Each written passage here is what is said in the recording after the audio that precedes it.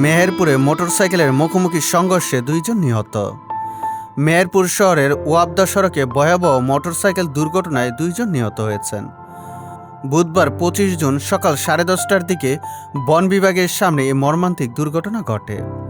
নিহতরা হলেন গাংনী জনস্বাস্থ্য প্রকৌশল অধিদপ্তরের উপসহকারী প্রকৌশল ও মেহেরপুর সদর উপজেলার গহরপুর গ্রামের বাসিন্দা ইঞ্জিনিয়ার মাহফুজুর রহমান কল্লোল এবং মেহেরপুর শহরের শেখপাড়া এলাকার আব্দুস সামাদের ছেলে আকমল হোসেন। প্রত্যক্ষদর্শী ও স্থানীয় সূত্রে জানা গেছে, আকমল হোসেন গাংনীর দিক থেকে মেহেরপুর শহরের দিকে মোটরসাইকেল চালিয়ে আসছিলেন। অন্যদিকে ইঞ্জিনিয়ার মাহফুজুর রহমান কল্লোল মেহেরপুর শহর থেকে তার কর্মস্থল গাংনীর উদ্দেশ্যে রওনা দেন। বন বিভাগের সামনে পৌঁছালে 2 মোটরসাইকেলের মুখোমুখি সংঘর্ষ ঘটে। দুর্ঘটনার তীব্রতায় 2 জনই রাস্তায় ছিটকে পড়ে গুরুতর আহত হন।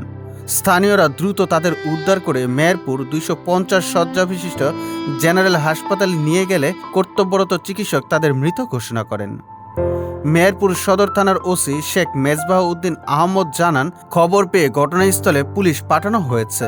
লিখিত অভিযোগ পেলে ব্যবস্থা নেওয়া হবে। মেহেরপুর থেকে জাহিদ হাসানের পাঠানো তথ্যচিত্রে ডেস্ক রিপোর্ট। সুজিত মণ্ডল, সবার কথা।